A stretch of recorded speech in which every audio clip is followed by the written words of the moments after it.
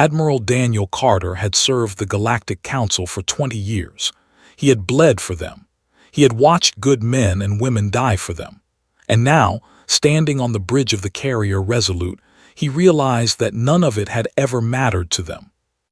The message had come through an hour ago, delivered with the cold efficiency that the Council was famous for.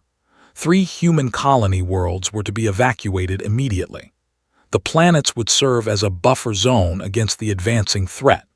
4.2 million human lives were to be uprooted and scattered across the stars, their homes abandoned to an enemy that humanity had been fighting for years. The Council had not asked for Earth's opinion. They had not consulted Ambassador Lisa Morgan. They had simply voted, and humanity had lost. "Admiral, we have Ambassador Morgan on secure channel," said Captain Brooks, a young officer who still believed in the dream of galactic cooperation. Daniel nodded and took the call in his private quarters. Lisa's face appeared on the screen, and he could see the exhaustion in her eyes. She had spent 30 years trying to earn humanity a seat at the table, and today, the Council had shown her exactly what that seat was worth. "They rejected the appeal," she said. "Counselor called our protest inappropriate. He reminded me that humanity is a junior member and should be grateful for the protection the Council provides." Daniel felt his jaw tighten. Grateful. We have lost more soldiers fighting their wars than any other species in the last decade. "I know, Daniel. I presented the numbers. They did not care." "What are our orders?" Lisa closed her eyes for a moment. "You are to withdraw from the buffer zone. Leave the colonies to their fate. The Council will handle the evacuation." "The Council cannot handle anything. Their evacuation ships will take weeks to arrive. They will be there in days." "I know." Daniel stared at the screen for a long moment. Behind him, through the viewport of his quarters, he could see the distant lights of Meridian Colony. 2 million people lived there. Families, children, people who had trusted that Earth and the Council would protect them. "I will not do it," he said quietly. Lisa opened her eyes. "Daniel, if you disobey, the Council will respond with force." "Then let them." The next 72 hours became the most painful of Daniel's life. He moved the Third Fleet into defensive position around the 3 colonies. He sent word to the colony governors to begin emergency preparations, and he waited for the Council's response. It came in the form of a battle group, 12 warships sent to enforce the Council's will. Counselor himself sent the message ordering Daniel to stand down. Daniel refused. The commander, a cold-eyed officer named In, gave humanity 1 hour to withdraw. When the hour passed, he opened fire. The destroyer Steadfast was the first to fall. Daniel watched from the Resolute's bridge as the small ship took 3 direct hits and broke apart in the void. 847 crew members died in seconds. He had known the captain personally. They had served together for 15 years. Admiral Brooks said, his voice shaking, "Orders." Daniel wanted to fight. Every part of him screamed to return fire, to make the pay for what they had done. But he looked at the tactical display and saw the truth. The Third Fleet was outnumbered. If he fought, more humans would die and the colonies would still be lost. "All ships fall back to Earth space," he said. The words tasted like ash in his mouth. "Mark this day, remember it, because the galaxy will never forget what we do next." The retreat was orderly but filled with grief. On every ship, crew members wept for their fallen comrades. On the colonies they left behind, millions watched the human fleet disappear and knew that they had been abandoned. News of the Steadfast's destruction reached Earth within hours. The reaction was unlike anything in human history. There were no riots, no chaos. Instead, there was something far more dangerous. There was cold, unified anger. President Cole called an emergency session of the United Earth Assembly. Ambassadors and leaders from every human world gathered to hear what would come next. Lisa Morgan stood before them, her voice steady but her hands trembling with rage. For 60 years we have given everything to the Galactic Council, she said. We have shared our technology. We have sent our sons and daughters to die in their wars. We have asked only for respect, for equality, for a voice. And today we received our answer. Our colonies are to be sacrificed. Our ships have been fired upon. Our people have been murdered. The chamber was silent. Counselor called us a junior species. He said we should be grateful. But I ask you, grateful for what? For being used. For being discarded when we are no longer convenient. President Cole stepped forward, his face carved from stone. 60 years ago, we joined the council because we believed in cooperation. We believed that the galaxy would be stronger together. We were wrong. The council does not want partners. They want servants, and humanity will never be anyone's servant. He paused, looking out at the assembled leaders. Today, we leave the Galactic Council. We recall every ambassador, every trade delegation, every soldier serving in council space. As of this moment, humanity stands alone. No one cheered. There was no celebration. Instead, there was only grim determination. On the border of human space, Admiral Daniel Carter watched as the last of his ships crossed into home territory. Behind them, the colonies they had been forced to abandon went dark, their signals lost as the closed in. He made himself a promise in that moment. The council had made their choice. They had decided that human lives were worth nothing, and now humanity would show them exactly what that decision would cost. The age of cooperation was over. The age of silence had begun. 3 months had passed since the Steadfast burned, and the galaxy had changed in ways that no one had expected. Counselor stood in the great chamber of the Galactic Assembly, surrounded by representatives from 100 species, and for the first time in his long life, he felt something close to fear. The human seats were empty. They had been empty for 90 days, and every attempt to fill that silence had failed. We have sent 47 diplomatic envoys to human space, reported Trade Minister of the Collective. Her voice was thin with worry. All of them have been turned away at the border. No communication, no explanation, just silence. Perhaps they need more time to calm down, suggested a minor counselor from one of the smaller species. Humans are emotional creatures. They will return when their anger fades. Said nothing. He knew better. He had studied humans for decades, had worked alongside them, had dismissed them as useful but ultimately inferior. Now, watching the empty chairs where their ambassadors once sat, he understood his mistake. Humans did not forget, and they did not forgive easily. Inside the borders of human space, life had transformed completely. President Cole had given his people a new purpose, and they had embraced it with the same determination that had carried them to the stars. The quarantine protocol is fully active, reported General during a meeting in the secure command center beneath the Rocky Mountains. Energy barriers are in place around all 73 human systems. No ship enters or leaves without our permission. Cole nodded slowly, and our production capacity doubled in the last month alone. With all resources now focused inward, our factories are running at full power. Dr. Hayes reports that the Advanced Propulsion Project will be ready for fleet installation within the year. Dr. Hayes was the mind humanity had ever produced.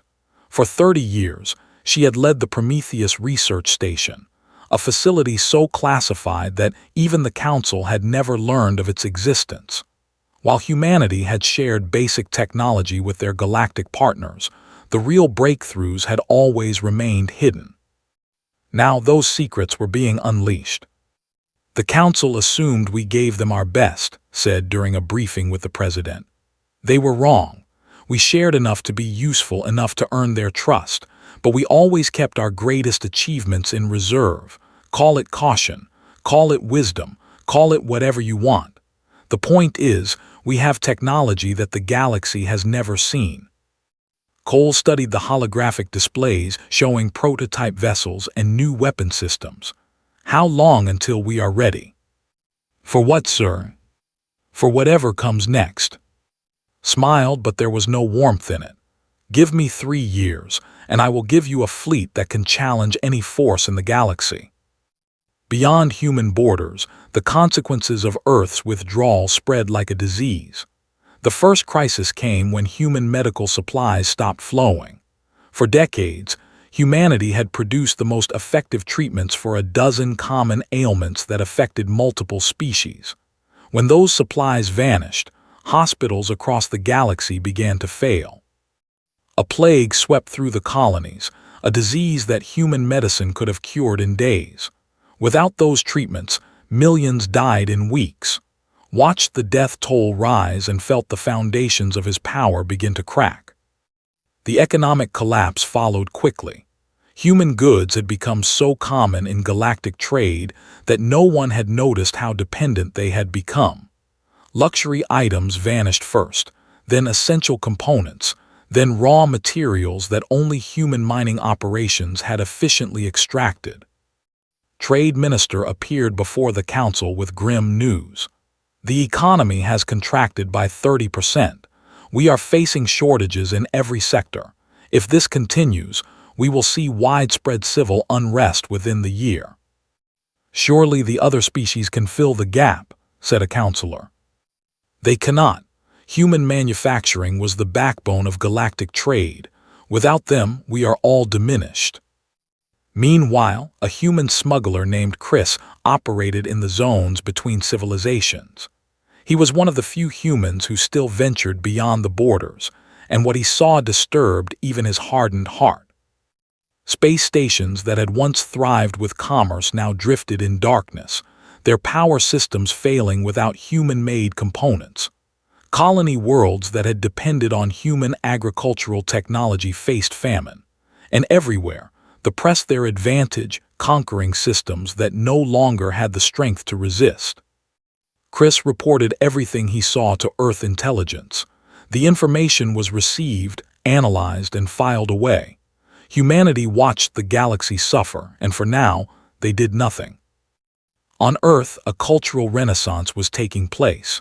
With no more obligations to the Council, humanity turned its attention inward. Art, science, philosophy all flourished as never before. Children grew up learning about the great betrayal, about the day the Council showed their true nature. The anger did not fade. It simply transformed into something harder, something more patient. Admiral Daniel Carter, now overseeing the Border Defense Network, received regular reports from across human space. Production was up. Morale was strong. The new fleet was taking shape, vessels that would make the old ships look like toys.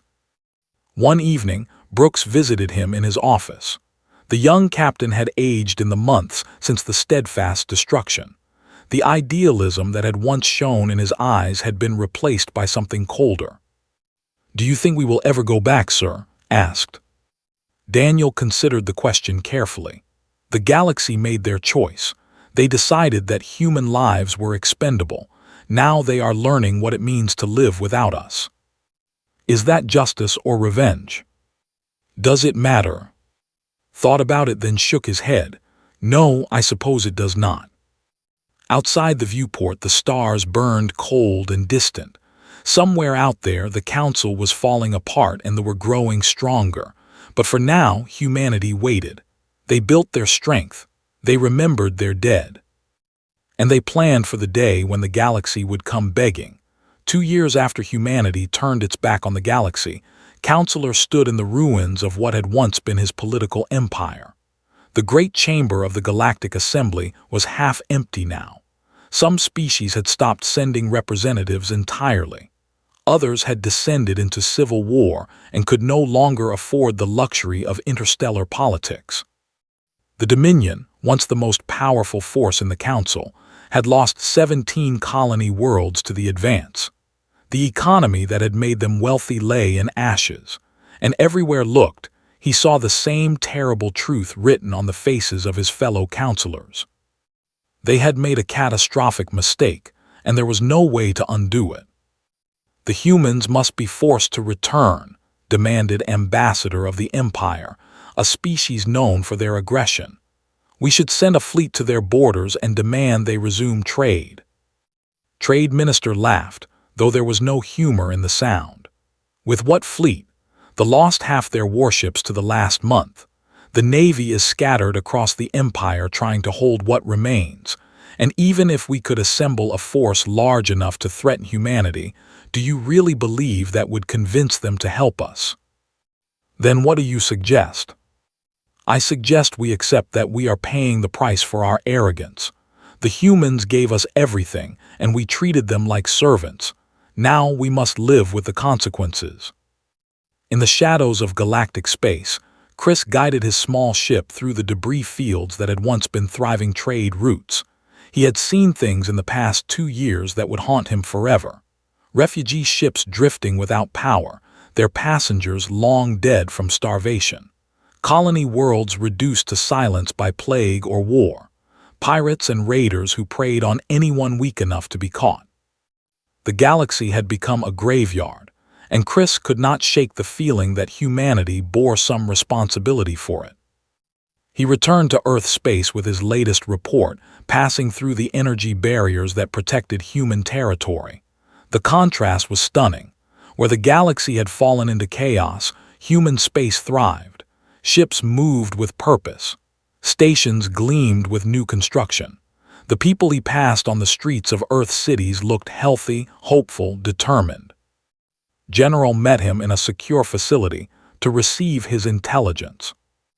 "It is worse than before," Chris said, his voice heavy. "They have conquered another 12 systems. The Council species are fighting each other over scraps. There are billions of refugees with nowhere to go." Reviewed the data without expression. "Your observations are valuable, Mr. Earth intelligence appreciates your service. Sir, there are children out there starving because the food supplies we used to provide are gone. There are people dying from diseases our medicine could cure in hours. Does any of that matter to you?" Looked up, and for a moment something flickered in his eyes. "It matters. It matters to everyone here, but we did not create this situation. The Council did when they decided that human lives were expendable. So we just let them suffer. For now, yes. Our job is to protect humanity. The galaxy made its choice, and now it must live with the results." Chris left the meeting feeling hollow. He understood the logic. He even agreed with it on some level. But watching innocent beings die because of decisions made by politicians felt wrong in ways he could not fully express. Meanwhile, the new human fleet was taking shape. Fleet Commander oversaw the construction from the vast shipyards orbiting Mars. The vessels being built there were unlike anything the galaxy had ever seen, sleek and powerful, equipped with technology that Dr. Hayes and her team had perfected over decades of secret research. The quantum drive systems are installed in the first 30 ships, reported to Admiral Carter during an inspection tour. Top speed is approximately 3 times faster than anything the Council ever fielded. Weapons systems are similarly advanced. Carter walked the corridors of the lead vessel, running his hand along the smooth walls. "How long until we have a full battle fleet?" "Another 18 months, maybe less if we push production." "Push it. Something tells me we will need these ships sooner than we expected." His instincts proved correct. Reports from the border showed that the expansion was accelerating. The alien horde had consumed most of the outer territories and was now pressing toward the Council's core worlds. Species that had stood for thousands of years were falling in weeks. On a cold evening in Geneva, President Cole met with his inner circle to discuss the situation. The mood was grim despite the security and prosperity that humanity enjoyed. "The Council is dying," said Ambassador Lisa Morgan, who had been recalled from retirement to advise the government. "At the current rate of expansion, their core worlds will be under direct threat within 2 years. After that, there will be nothing left to save. And then they will turn their attention to us," added General. Cole nodded slowly. "We always knew this day would come. The question is what we do about it." "We could let them fall," suggested one advisor. They would be weakened by the conquest. When they eventually attack us, they might be easier to defeat. Or they might be stronger, with the resources of 100 conquered species at their disposal, Lisa countered. The safer path is to stop them before they reach us. Which means saving the council, Cole said. The room fell silent. Everyone present had lost someone in the steadfast disaster or the abandonment of the colonies. The idea of helping the beings who had caused such pain felt like a betrayal of everything they had suffered. But Cole was thinking beyond revenge. He was thinking about the future.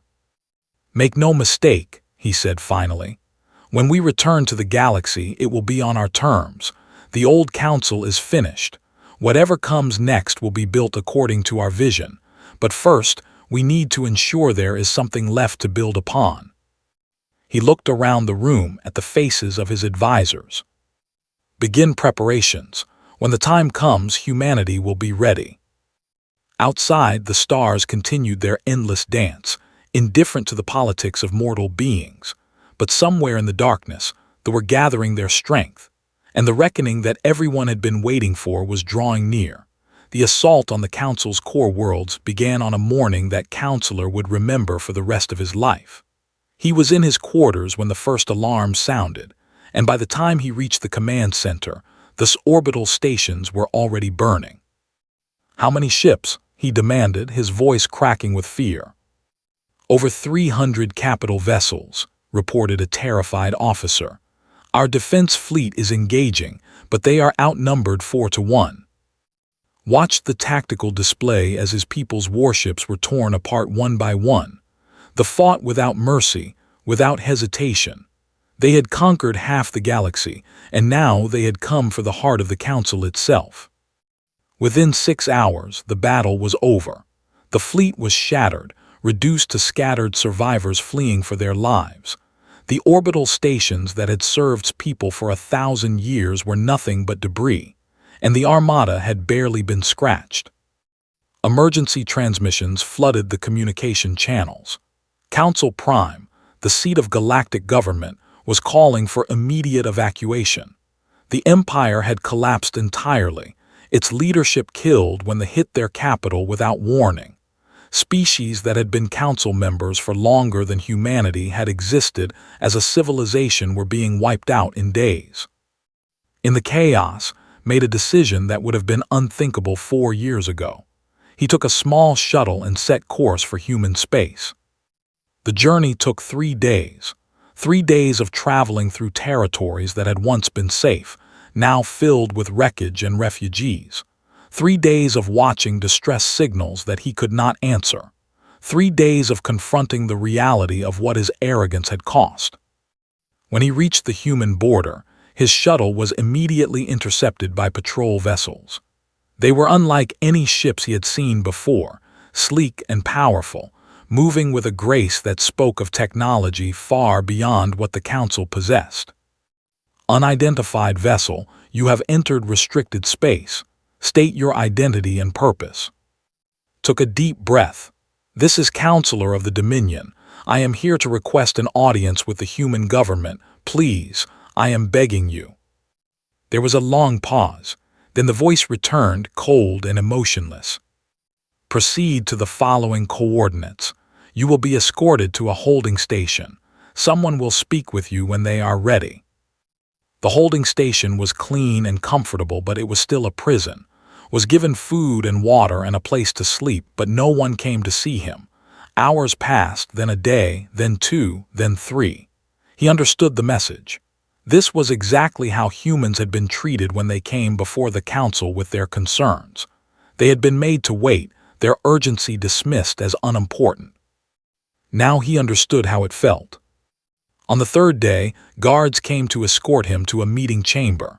He walked through corridors filled with humans who watched him pass with expressions ranging from contempt to cold indifference. None of them spoke to him. None of them offered any comfort.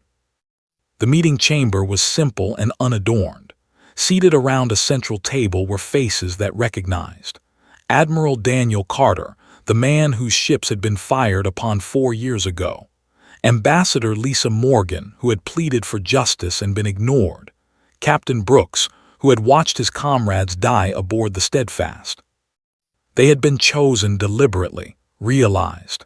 These were the humans who had been wronged most directly by the Council's decisions, and now they would be the ones to hear his plea. "Counselor," Admiral Carter said, his voice utterly flat, "you have come a long way, speak." Had prepared speeches in his mind during the 3 days of waiting. Elegant arguments about the greater good, about the need to set aside past grievances for the sake of galactic survival. But standing before these humans, seeing the weight of loss in their eyes, all of his prepared words seemed hollow. "I was wrong," he said simply. "The Council was wrong. We treated humanity as tools to be used and discarded. We ignored your contributions. We dismissed your concerns. We fired upon your ships and left your colonies to die. And now we are paying the price for that cruelty." He paused, struggling to maintain his composure. "They cannot be stopped by what remains of the Council forces. Within months, they will reach Council Prime. After that, there will be nothing left. Trillions of beings will die or be enslaved. Not just those of us who wronged you, but countless innocents who never had any voice in the decisions we made." Lisa Morgan leaned forward. "Why should we care? You made it very clear that human lives meant nothing to you." "Because you are better than us," met her eyes, his voice breaking. "That is what I have learned in these 4 years of watching humanity from afar. You not to punish us, but to protect yourselves from further harm. You built your strength not to conquer, but to be ready when you were needed. You are not like the Council. You never were." The room was silent for a long moment. Admiral Carter finally spoke. "What exactly are you asking for, Counselor?" "Help us, save what can be saved. And in return, humanity can have whatever it wants. The Council as it was will end. A new order will be built with humanity at its head. We will acknowledge every wrong, pay any price, accept any condition. Just please do not let the destroy everything." Carter looked at his fellow humans, then back at. "Your request will be forwarded to President Cole. You will have your answer soon." As guards escorted back to his quarters, he passed a viewport showing the human fleet gathered in formation. Hundreds of vessels, gleaming and powerful, ready for war. The sight filled him with hope and terror in equal measure. Humanity had become something extraordinary in their years of isolation. The question now was whether they would use that power to save the galaxy or watch it burn. And understood with terrible clarity that the answer depended entirely on whether humanity could find it in their hearts to forgive. The fleet surrounded Council Prime like a ring of death. 300 warships hung in the void, their weapons charging for the final assault. On the planet below, billions of beings waited for the end, their governments shattered, their defenders broken, their hope extinguished. Counselor stood on the observation deck of the last remaining station, watching the enemy armada through tear-filled eyes. His request to humanity had been acknowledged, but not answered. 3 days had passed with no word from Earth space. He had begun to accept that they had chosen to let the Council die. He could not blame them. After everything his people had done, silence was perhaps the kindest response humanity could offer. Then the void itself seemed to tear open. Portals of blazing light appeared across the battlefield, and from them emerged ships that made the armada look primitive by comparison. Sleek vessels of polished metal, their hulls adorned with the blue and white markings of the United Earth Fleet. Hundreds of them, moving in perfect formation, their weapons already glowing with power. Fleet Commander's voice rang across every communication channel in the system. "This is the United Earth Fleet. Forces, you will withdraw immediately or be destroyed. Council vessels fall back to safe positions. Humanity has returned." They did not retreat. They had never faced an enemy they could not crush through sheer numbers and aggression. Their commander ordered an immediate assault on the human fleet, confident that these newcomers would break like all the others. He was wrong. The first wave of ships was annihilated in seconds. Human weapons fired with precision that seemed almost impossible, each shot finding its target, each impact causing catastrophic damage. The quantum drives that Dr. Hayes had perfected allowed human vessels to dance through space at speeds they could not track. Captain Brooks led a strike squadron through the heart of the enemy formation. His ship, the Vigilant, cut through cruisers like a blade through paper. 4 years ago, he had watched helplessly as the Steadfast burned. Now he was delivering the response that humanity had been building toward since that terrible day. All units focus fire on their command ships, ordered. Break their coordination and the rest will fall apart. Admiral Carter observed the battle from the fleet carrier Resolution, his tactical display showing the systematic destruction of the force. In 30 minutes, the enemy had lost 100 ships. In an hour, they had lost 200. By the time the commander finally ordered a retreat, barely 50 vessels remained of the armada that had terrorized the galaxy. The human fleet let them go. This was not about extermination. It was about sending a message. In the aftermath, guided her command ship to dock with the surviving Council station. She walked through corridors filled with aliens who stared at her with expressions of shock, gratitude, and fear. At the end of the path, Counselor waited. He fell to his knees as she approached. "Thank you," he whispered. "Thank you for saving us. We did not deserve your mercy." Helped him to his feet, her expression unreadable. "Get up, Counselor. Humanity did not come here to watch you grovel. We came because this is who we are. We protect those who cannot protect themselves, even when they have given us every reason not to." "I do not understand. After everything we did to you, how can you not hate us?" "We do hate what you did. We will never forget the Steadfast or the colonies you abandoned or the years of being treated as lesser beings. But hate is not the same as cruelty. We could have watched the galaxy burn and called it justice. Instead, we chose to be better." She led him to a communication center where President Cole's image waited on the main screen. The leader of humanity looked older than remembered, but his eyes held a fire that had not been there 4 years ago.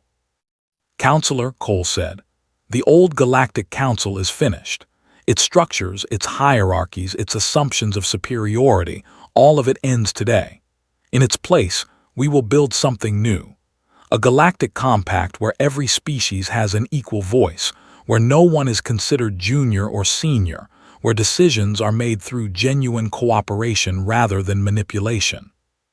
And humanity's role in this compact. We will be one voice among many, but make no mistake, we earned our place at the table, not through conquest but through this choice. We could have turned our backs forever. We could have let you all die and built our own empire on the ashes. Instead, we chose to save you. That is the foundation our new relationship will be built upon." Bowed his head. "We accept your terms, all of them. And speaking only for myself, I want you to know that I am truly sorry for everything." Cole nodded slowly. "We know, now let us move forward."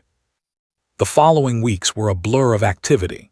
Human engineers worked alongside Council species to repair damaged stations and restore critical infrastructure. Human medical teams distributed the supplies that could have saved millions if they had been available during the years of isolation. Human diplomats met with representatives from every surviving species to draft the charter of the new Galactic Compact. Ambassador Lisa Morgan returned to take her place as humanity's representative. This time, when she entered the Great Assembly Chamber, every being present rose to acknowledge her. The empty seats that had marked humanity's departure were filled once more. On a quiet evening, Admiral Carter stood on the observation deck of his flagship, looking out at the stars. Brooks joined him, and for a long moment neither spoke. "Do you think we did the right thing?" finally asked. "Coming back, I mean, saving them after everything they did." Carter considered the question carefully. The Steadfast crew believed in something. They believed that humanity was meant for more than just survival. They believed we could make the galaxy better. If we had let the Council fall out of spite, we would have betrayed everything they died for.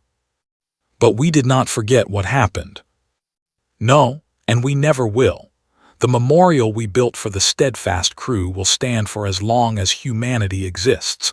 But remembering does not mean being ruled by anger. It means carrying the lessons forward and using them to build something better. Nodded slowly. What do you think happens now? Carter smiled, the first genuine smile that had crossed his face in years. Now we do what humans have always done. We explore. We build. We reach for the stars with open hands instead of closed fists, and this time we do it as equals. Far below them, on a dozen worlds, humans and aliens worked side by side, rebuilding what had been broken. The scars of the past would take generations to heal. But for the first time in 4 years, there was hope. Humanity had turned its back on diplomacy when diplomacy failed them. Now, they had returned to show the galaxy what true diplomacy looked like. Not submission or manipulation, but partnership built on mutual respect and shared purpose. The stars had never looked brighter.